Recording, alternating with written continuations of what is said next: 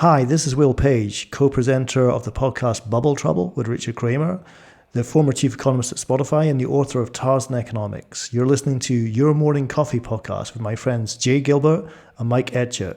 Weekly music news for the new music business. For music business worldwide, TikTok strikes partnership with Spotify, Apple Music, and Amazon Music to link app directly to music streaming services. And from Billboard, Spotify plans to charge for fraud. How it works and who it affects the most. And from Variety, YouTube to require creators to flag AI-generated content. Will add new ways to request removal of deep fakes, including music videos that mimic an artist's voice. My goodness, Jay, that is a very long intro to that story, but long man, headline, we are yeah. covering a lot of stuff, and I mean, things are moving so fast, and we are glad you're here, and it's episode 171, and we're going to start the show right about, well, now. Stand by for transmission. This is London calling. Wake up! The revolution is at hand! Your morning coffee is on the air. On the air. On the air. On the air. On the air. On the air.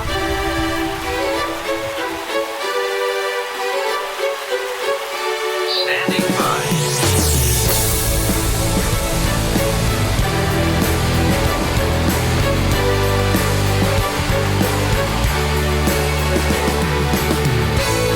Your morning coffee, the weekly music news for the new music business.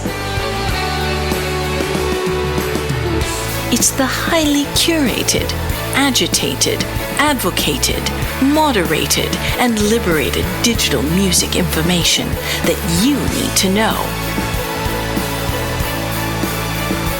We are your digital music authority.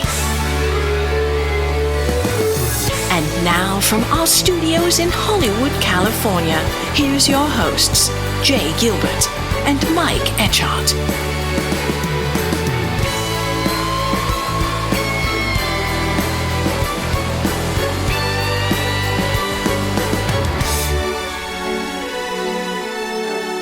Good to see you, Brother Jay, on a Saturday. We are hanging out, Yes. chatting for a good long while. Yes. And almost an hour. Yeah, as usual. What a fun week this week. You know, I was in Nashville for business. That was awesome. We got back. You and I had a really great conversation with Will Page, which I'm really excited for our listeners to hear. We're going to drop that as a special bonus episode. And it's really based on this article that was in Your Morning Coffee last week. And the headline was, "It's official, music's a $40 billion business. Global value of music copyright ramps up 14% to $41.5 billion in 2022. And it was such a great piece, not just to read, but to look at. And we had such a great conversation with our friend Will Page. Well, and he talked a lot about why that's important besides the obvious chest beating and, kind of, things like that. But it is, there are some very real reasons why that's important. And so he talked a lot about that. And it's just always great to have him because he's got such a great sense of humor, A. And of course, he's a real economist. And, this is... There's just so many things that we kind of read about and we see headlines, and then to have him kind of dig deep and talk about how he kind of comes up with all these all these numbers. It's fascinating. It is really fascinating, and we're looking forward to getting it out to everyone who listens. So watch your feed for that special episode with Will Page. This is our second sit down with Will, and it is phenomenal. Another conversation that's coming up that I wanted to just tip everybody off to, we're going to be speaking with Bobby Owsinski. He's got a new book. He's written, 25 books on music, but the new book is The Musician's AI Handbook. I just got a copy of it yesterday and started looking through it. Oh my goodness. It is going to be a great conversation that we're going to have about machine learning, artificial intelligence, everything you need to know about AI and music. Well, and of course that includes promoting and things like that. It's not just music creation, but boy, there's a lot of stuff to cover. And Bobby has this, like you were saying to me earlier before we hit record, he checks every single thing out, every single product. So he knows what's going on, and it's really going to be great to hang out and check that out in the book. Very exciting. We'll get to benefit from that. And then I don't know if you caught this last week. Our friends over at Hypebot, thank you, Bruce, ran a story. Well, I actually wrote it, but it's based on a release planner. And we've had this conversation. So there's only a couple of paragraphs here that I wrote, and I just want to sort of tee it up. He talks about, our collaboration together, which is really cool. And then he says, I'll let Jay take it from here. And I sort of set up this document that I share with people, and it's on, I think, version 25 or something. It's constantly being updated, and it's called a release planner. So a few years ago, I was at a label meeting where the product manager unveiled a marketing plan for an upcoming release. It was beautiful, thorough, innovative. It was also largely theater. After that team meeting, it was never referred to again, not once. So I gathered up as many marketing plans as I could get my hands on from major labels, indies, even a few DIY friends. And I discovered that regardless of genre or career level, they were all surprisingly similar. All of them had the usual things like release cadence, goals, narrative, creative, PR, tour, etc. Some were a bit more cutting edge, but new tools and tactics and platforms have changed since you began reading this paragraph. So I decided to break down the elements of those marketing plans into a high-level document I simply call a release planner. It looks like a form begging to be filled out, but it's not. It's simply a guide for team meetings and calls, so the conversation takes place. Everyone is clear on their roles and responsibilities and literally on the same page. And I end it by saying, feel free to take from it, add to it, make it your own. So that's in Hypebot this last week. It's in your morning coffee this last week. So if you're involved in setting up releases with artists, I think you might find it really useful. But I would just say one last time, it looks like a form to be filled out, but it's really not. It's really something to help you plan your release cycle. Wow, good work, man. And great for Hypebot for recognizing that and putting it out. Very cool. And you've had a bunch of conversations this week with lots of people that we're going to share actually coming up in this show. It's been fun, isn't it? And it's ramping up, man. We these conversations, these audio drops, we get a lot of good. You get a lot of good stuff. So it's exciting. I'm looking forward to sharing those. Yeah, we're having a lot of folks sort of reach out to us and talk to us about, what's going on in their business. Last week, we had a great conversation with Chris Nilsson from 10th Street Entertainment. They manage Motley Crue, for example. And we talked about the roles and responsibilities that are evolving with artist managers. And this week, we had a couple of really interesting conversations as well. The first one I want to tee up is with Geraldo Reymos from a company called Moises. And, there are other companies out there that do similar things, where they can take a song and break it up into stems. We were talking about Jessica Powell and the great work they're doing over at Audio Shake, for example. But one of the things that I think is really interesting about Moises is they have these voices now. So let's say you're creating a song, a demo, and you want it sung maybe in a female voice. They have these voices, these AI voices that you can use, and they sound amazing. And before we get into the conversation with Geraldo, let's listen to what that voice sounds like. Here's a little example.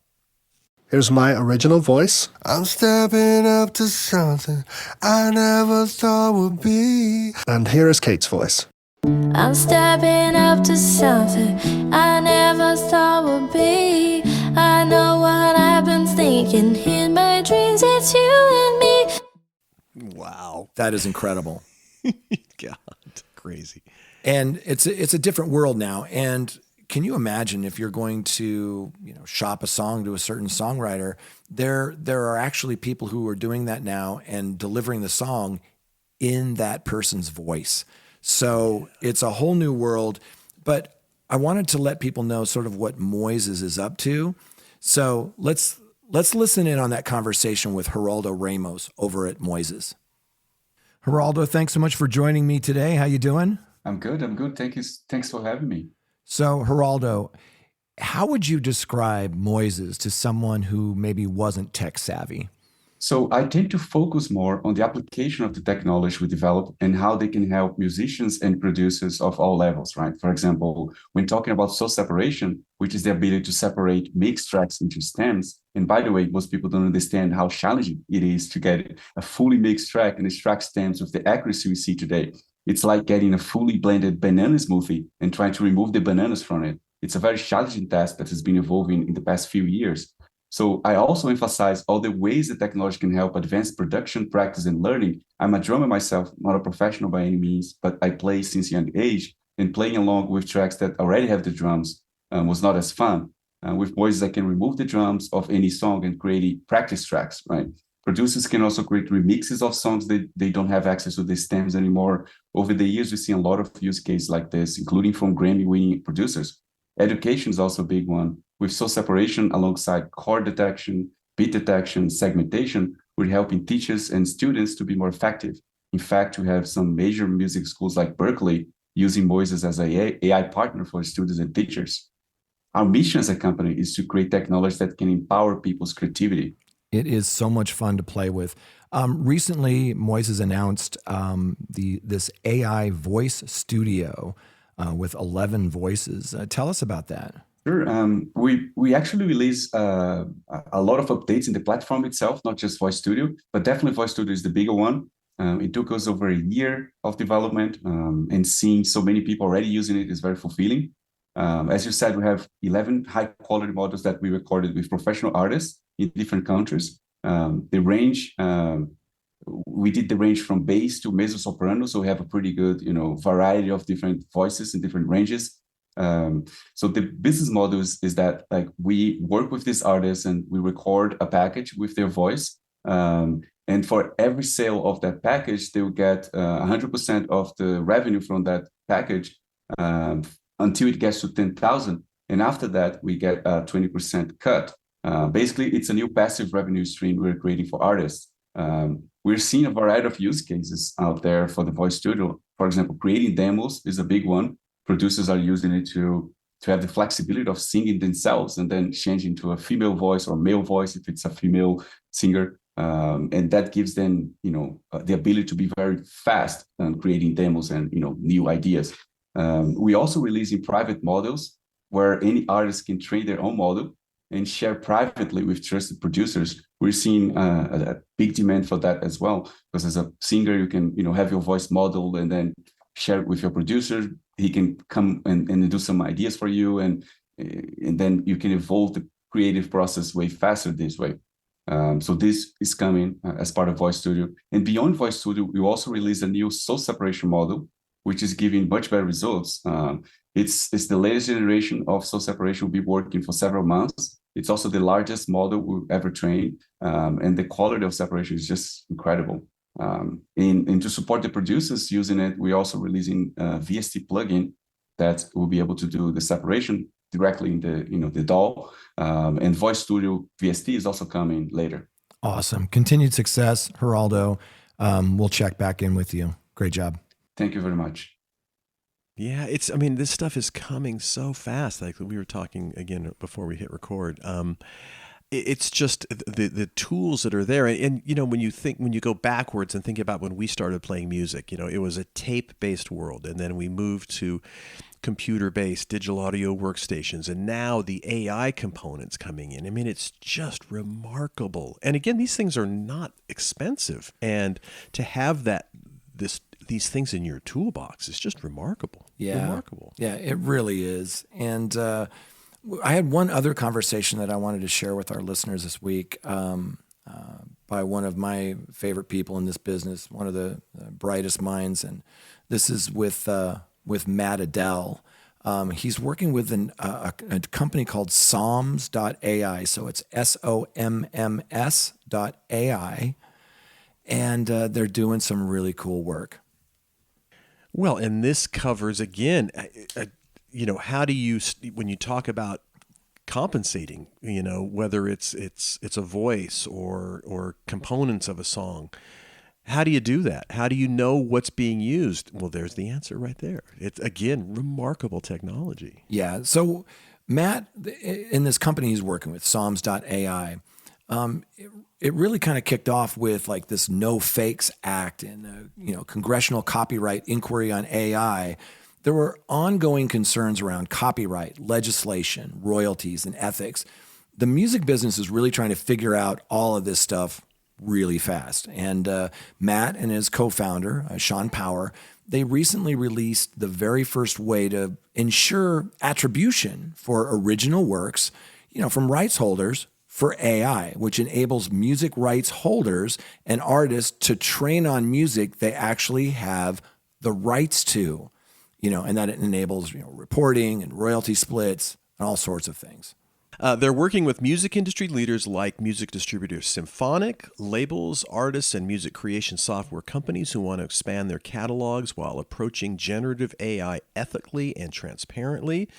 It's a big topic and one that's causing a lot of concern, obviously for good reason. But again, remarkable tools, and you can't have the other tools, the creative side of it, without work figuring out how to make sure everyone is compensated.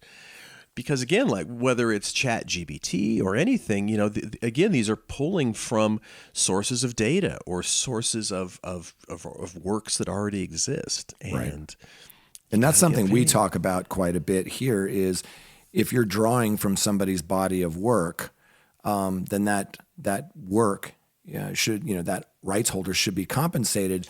But Matt sort of digs into what Somms does and why this issue is so important. Let's listen into Matt Adell from Somms.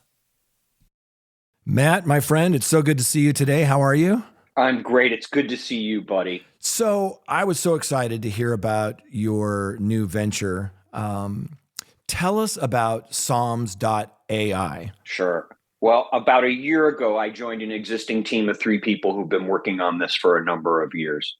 And I didn't think I would be part of another day one startup. I'm getting a little old for that.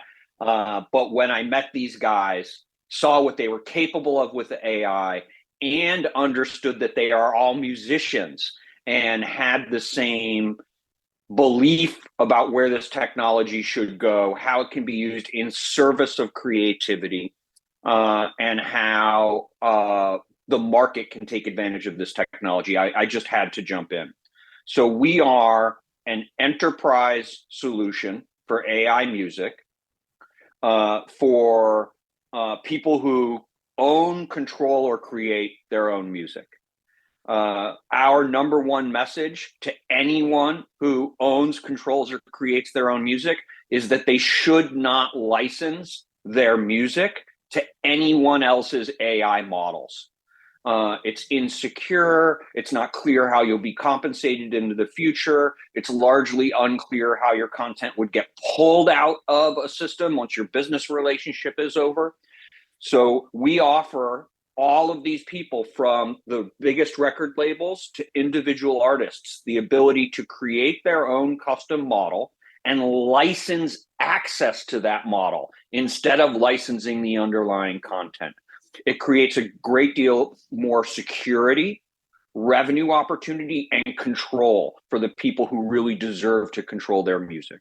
And finally, at the other end, what Somms has literally invented, and it is patent pending, and no one else is demonstrating this right now, I can say with incredible certainty, is we have an attribution engine that allows for effectively a songwriter-performer split documentation to be created every time a new piece of musical work is delivered out of the model. That is fantastic. We will be following this very closely. I would love to have you back on again. But where can people learn more about Somms? Well, it's Somms.ai. That's our address. There's a manifesto that that I think will explain sort of our thesis on AI music. It's gotten a lot of legs. I've had a lot of people call me saying, I read that manifesto and I wanted to reach out and talk about how to do business with you. Because we are an enterprise solution, though, we don't build consumer-facing front ends. So Somms.com is not a place you can go play with AI music. It's a place where you can learn about our services for enterprise.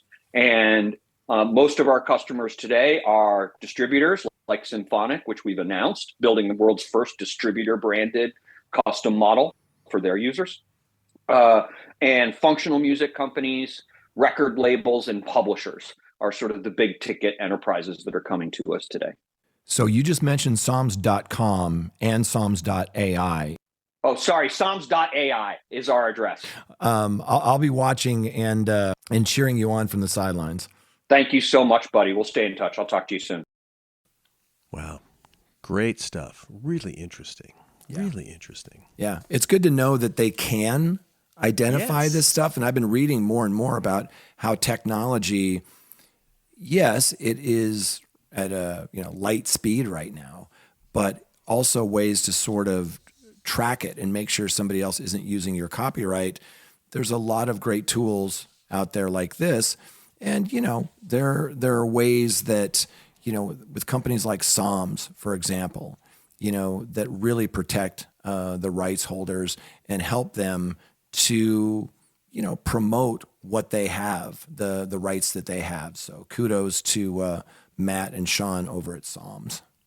Right. And by the way, the No Fakes Act has a really long, kind of a longer name, which is the draft legislation is the Nurture Originals, Foster Art, and Keep Entertainment Safe Act, or for short, the No Fakes Act. It just rolls off the tongue. It just rolls off the tongue, doesn't it? How can you not know that? So, but again, I think we've learned over the years, oftentimes the technology gets ahead of a lot of this stuff, but it's really coming at this point very close behind. So good news that that's kind of happening like this. Yeah. And before we jump into our sponsors, before we jump into our stories, let's thank our sponsors. There you go. Exactly. We do want to thank our good friends over at Bandzoogle. Your Morning Coffee podcast is brought to you by our friends at Bandzoogle. Built by musicians for musicians, Bandzoogle is an all-in-one platform that makes it easy to build a beautiful website and EPK for your music. All the features you need for a professional website are already built in. Hosting in a custom domain name, dozens of fully customizable design templates, tools to sell your music and merch commission-free crowdfunding and fan subscription features, mailing list tools to grow your fan list and send newsletters, social media integrations, and live support from their musician-friendly team 7 days a week. Your Morning Coffee podcast listeners can go over to bandzoogle.com and try it for free for 30 days. Just use the promo code MORNINGCOFFEE, all one word, to get 15% off the first year of any subscription. That's bandzoogle.com. Promo code MORNINGCOFFEE. Yes, sir. And we're also brought to you by Hypebot. Since 2004, Hypebot has chronicled the new music industry and the trends and technologies that are changing how music is discovered, consumed, marketed, and monetized. It's edited daily by founder Bruce Houghton. Thank you, Bruce. With help from Alana Bonilla. Hypebot and sister blog Music Think Tank are published by live music discovery and marketing platform Bands in Town. Indeed, Bands in Town. It is on the first page on my iPhone. It is over 80 million live music fans trust Bands in Town to get personalized concert alerts, recommendations, and messages from their favorite artists. It's the #1 artist service platform connecting over 590,000 artists with their superfans. Managers, labels, agencies, and artists access their own dashboard to manage and promote their tour dates across all platforms. Yeah, and I'd also like to give a shout out to the Music Business Association. They host an annual slate of in-person and virtual events. So, industry professionals across the globe can come together to discuss hot button issues and support the growth of the entire music business community. So join us for the Music Biz Conference, and that'll be May 13th through the 16th at the JW Marriott in Nashville. Looking forward to it. Indeed. Big thanks to Bandzoogle, Hypebot, Bands in Town, and the Music Business Association. And every week, Yes, every week I get to hang out with my good friend Jay Gilbert. He's not just a flashy dresser. He's not a dance machine. He is a music industry consultant, curator of the weekly Your Morning Coffee newsletter, and a former executive with Universal Music, Sony Music, and the Warner Music Groups. Thank you, sir. And every week I get to do this show with Mike Etchart, longtime host of Sound and Vision Radio, formerly of SST Records, Warner Music, Capital EMI, and Universal Music Group. Oh, yeah. What do you say we jump into the stories, Let's Jay? do it. Because we got some goodies. The first one is from Music Business Worldwide. TikTok strikes partnership with Spotify, Apple Music, and Amazon Music to link app directly to music streaming services. Whoa. Yeah. That's some big news. Lots of talk about this this past week. And that was, an announcement from TikTok. They talked to this Add to Music app, and it's a feature that's launching, quote, in partnership with the major music streaming services, like you just mentioned, Amazon Music, Spotify, Apple Music. And this Music Business Worldwide piece confirmed that this feature is also, not only available for those DSPs, but it's one of these things that's going to roll out in the U.S. and the UK with other markets to follow. Right. This is by Murray Stassen, by the way. TikTok Global Head of Music Business Development, Ula Oberman, said Tuesday that the new cross-platform music-saving feature creates a direct link between discovery on TikTok and consumption on a music streaming service. Ooh, that's a big deal. He added that it makes it easier than ever for music fans to enjoy full-length songs on the music streaming service of their choice, thereby generating even greater value for artists and rights holders. And, TikTok is owned by ByteDance, and that integration with music streaming services that are not owned by ByteDance, that's a notable development for this company, which now operates its own premium streaming service in multiple markets that we've talked about. That's right. So that service, TikTok Music, became available to the public in Australia and Mexico, although in Mexico it's without Universal's catalog, last month following the service's initial launch, which was in Brazil and Indonesia back in July. So that's really interesting that they've got, on one hand, perhaps these services being brought out in more territories and yet doing these deals certainly here with the major music companies. Yeah. This TikTok Music app includes what the company says is a wide range of social music streaming features, right? And these things connect the music streaming app with the main TikTok short form video app. Amongst those features are the ability to sync with TikTok, which lets you sync your TikTok and TikTok Music accounts. And it also lets you play TikTok hits by streaming the full version of viral TikTok songs. There's also a music discovery with TikTok feature, which TikTok says lets you record your music discovery journey in TikTok and explore the songs in TikTok Music. Interesting. Meanwhile, for users of the main TikTok app, that's in the US and the UK, where TikTok Music is not available yet, the new Add to Music app, what we're talking about here, that feature can now be used as a direct link to other streaming services, including Spotify, Apple Music, and Amazon Music. So the new tool will now appear as a button that says Add Song next to a track name at the bottom of TikTok video in the For You feed. The first time a user presses the Add Song button, they can choose to save it to their preferred music streaming service. The track will then be saved to a default playlist in a user's chosen music streaming service installed on their device. But users can also choose to add the track to a new playlist or an existing playlist that they have created. I think this is great news. There are so many people on TikTok, and it's such a great discovery platform for music. And to bring those barriers down, because you don't think it's much of a barrier to simply, I'm listening to this thing, I'm going to go check my favorite DSP and see if it's available. But that it takes you out of what you're doing. And it's another step, and every click is less people that will do it. And this makes it so easy. It's just right there in front of you. You're listening to something, you're connecting with it. I want to have the full length thing. I want to save this to my playlist, my personal library. Click, and you got it. I think it's really smart. Yeah, good news. Really good news. But it will be interesting to see as they roll out TikTok music to different territories what clashes might exist, I suppose. So, but for today, good news. Yeah. Good news. Very cool. Let's go to our second story, Jay. This is from Billboard. Spotify plans to charge for fraud, how it works, and who it affects the most. So another very interesting idea and story. Yeah, a lot of people talking about this, and this is one of several articles this week written by Elias Light.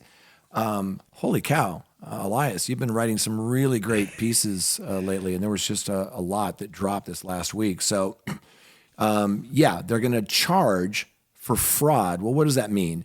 Under Spotify's new royalties model, they'll financially penalize labels or distributors when it finds more than 90% of streams on a song are fraudulent, charging 10 euros in this case per offending track, according to several music distribution executives. Wow, that's interesting.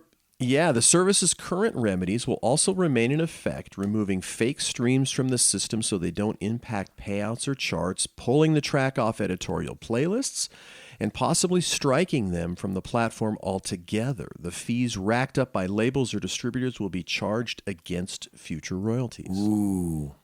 So like the rest of Spotify's new model, which also affects how the lowest streaming acts and non-music noise tracks earn royalties, we talked about that last week, the new fraud rule will impact music's steadily growing long tail of tracks that don't get played much. In this case, it's simple math. Big artists trying to boost their numbers are unlikely to hit that 90% threshold for fraudulent streams, since they already have an established audience that will listen to them. Any act with a fair number of legitimate streams would need a huge amount of fraud to trigger a penalty. And this means companies that have built hands-off, high-volume distribution businesses with small margins, charging a small fee per upload, the three biggest are DistroKid, TuneCore, and CD Baby, likely have the most to lose under the new rules. They have huge batches of new music uploading daily, and that means it's hard to know who is doing the uploading. Yeah, even so, TuneCore welcomed this news. And the quote was, in order to effectively prevent bad actors from diluting the royalty pool for real artists with real fans, all companies need to be a part of the solution. And that was Andrea Gleason, the company's CEO. She also said that we also have been engaged in a deep dialogue with all of our DSP partners, including Spotify, to actively deploy anti-fraud measures that encourage content providers to make the proper investments to actually fight fraud. We're fully aligned with the measures that Spotify is implementing. By the way, TuneCore's parent company, Believe, has a history of publicly supporting Spotify initiatives, including Discovery Mode, which is unanimously opposed by the major labels. Just wanted to make sure Right. She said it's a positive incremental step to take, but it's incremental. You could see a service doing something much more drastic, adds another senior executive. It sends a good signal to the marketplace about intentions. Yeah. There's actually little public data on the prevalence of fraud and where it tends to occur. The most comprehensive study that's widely available was carried out recently by the Centre National de la Musique, a French government organization. You and I covered that, which found that more than 80% of the fraud detected by Deezer and Spotify in France in 2021 was at the long tail level. Right. These acts are unlikely to be associated with a major record company, as the big labels focus, of course, primarily on the top releases. Odds are that many of the tracks involved in the fraud are there purely for that purpose. A bad actor uploads white noise or junk audio expressly to pump up plays with bots and attempt to extract royalties from the streaming ecosystem. Yeah, it's going to be interesting to see how this plays out. I think that it's a good step in managing this. We've read that anywhere between 10% of streams, maybe even higher, are believed to be fraudulent. And according to this piece and many others that we've been reading, it's really that those DIY and indie type artists, and not a lot of the more popular, the Taylor Swifts of the world or the Drakes from the world, because they don't really need it, number one. And number two, the risk is pretty high there. But it's super fascinating for me that they're finally taking steps to curb fraudulent streams. The fact that they're actually going to levy a penalty is super interesting.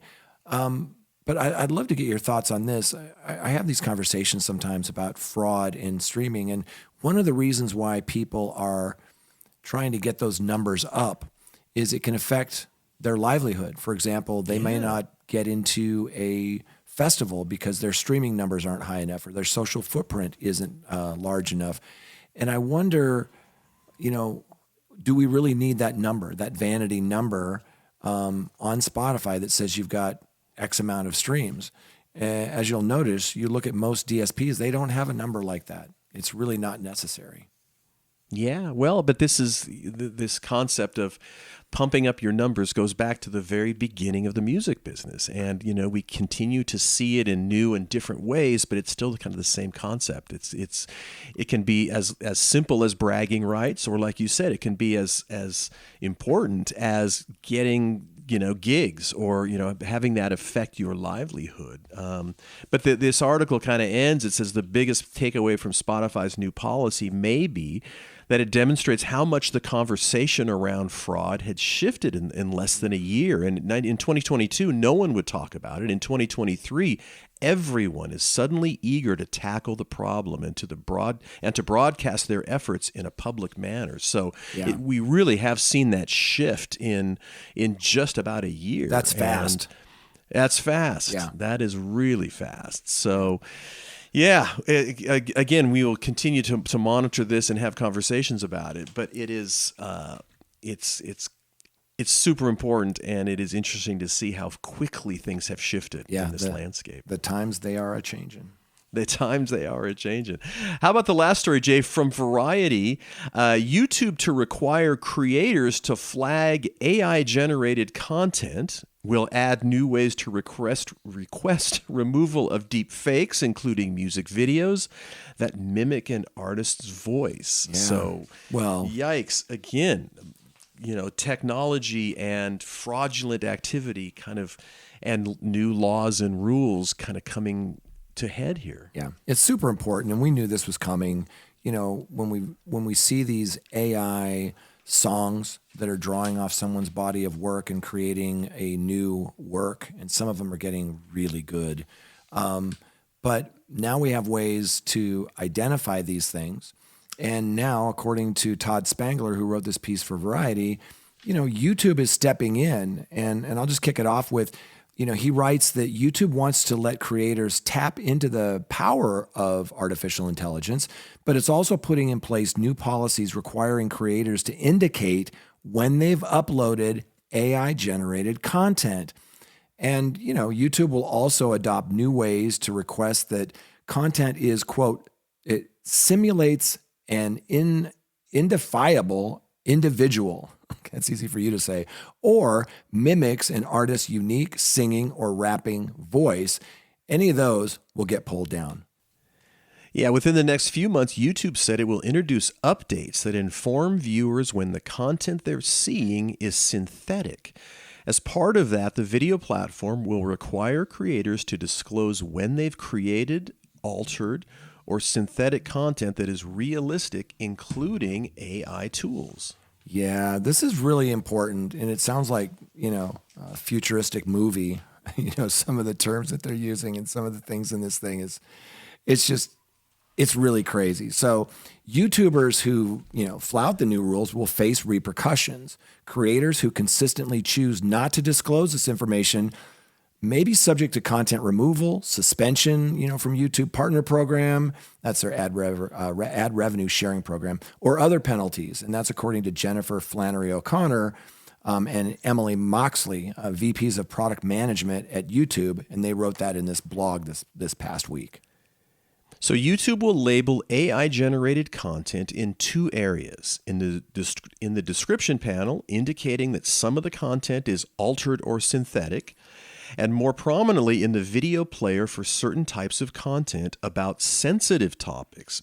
The YouTube execs noted that warning labels for AI-generated content are especially important in cases where the content discusses sensitive topics, such as elections, ongoing conflicts, and public health crisis or public officials. In addition, YouTube said it will make it possible for users to request the removal of AI-generated or other synthetic or altered content that simulates an identifiable person, including their face or voice, using YouTube's privacy request process. Not all content will be removed from YouTube, and we'll consider a variety of factors when evaluating these requests. So it's nice that they have a process in place. So not only can their sort of content ID find things, but if you or I are seeing some, AI generated things that aren't designated as AI generated or synthetic, there's a process for us to have it taken down as well. Right. It says for music partners, YouTube will add the ability to request the removal of AI-generated music content that mimics an artist's unique singing or rapping voice. They wrote, that will be available to music labels and distributors who rep artists participating in YouTube's early AI music experiments. In determining whether to grant a removal request, YouTube will consider such factors as whether content is the subject of news reporting, analysis, or critique of the synthetic vocals, according to the execs. Well. As they said, we're in the early stages of our work and will continue to evolve our approach as we learn more. Yeah. So this is interesting, and this is really big stuff. And again, it's kind of trying to get a handle on this relatively early in the game. Yeah. And I applaud that. It's hard. I mean, it's delicate work in some ways because it's going to be, there's a lot of competing sides of this, but boy, it's interesting to what they're handling it now. So I applaud that. I do too. And this technology has been changing while we've been having this conversation. So it's really new. It's really coming in fast. And the fact that they're addressing concerns quickly. And one of the things we talked to Will Page about, and I can't wait for our audience to hear this conversation, is the fact that there are rules in place for some of this. Some of it there aren't. But as an industry, we're not trying to kill it like maybe we were with the MP3, right? Mm-hmm. We're actually embracing it, whether it's Universal's partnership with Endel, whatever it is. It seems like the music industry now wants to get on top of this and in front of it. And this piece in Variety sort of illustrates that. So great job by Todd Spangler over at Variety. Yeah. Well, and as Will said, and when we talked to him, a lot of the importance of talking about these big numbers that music is generating inform and get the attention of policymakers. And it has this trickle-down effect. And so all of these things we're talking about in terms of rules and regulations and things that are going to be happening now are a direct result sometimes of policymakers getting the attention or recognizing how important it is because the music industry is such a giant business now. So it's all sort of very symbiotic in the way things work, and it's fascinating, absolutely fascinating. We are at a remarkable time in the history of the music business. Absolutely. So, on that note, we're going to wrap up episode 171. We want to thank everyone for listening. I tell you, Jay and I certainly appreciate it. We do not take it for granted. And if you do enjoy the show, please tell just one friend. We certainly would appreciate that as well. And big thanks to Bandzoogle, Hypebot, Bands in Town, and the Music Business Association. Oh my goodness, we are so appreciative of their participation and help us put the show together. So on that note, folks, thanks for listening in. If you are in the States and celebrating Thanksgiving, have a great week, and we'll be back next week, actually, on the Your Morning Coffee podcast.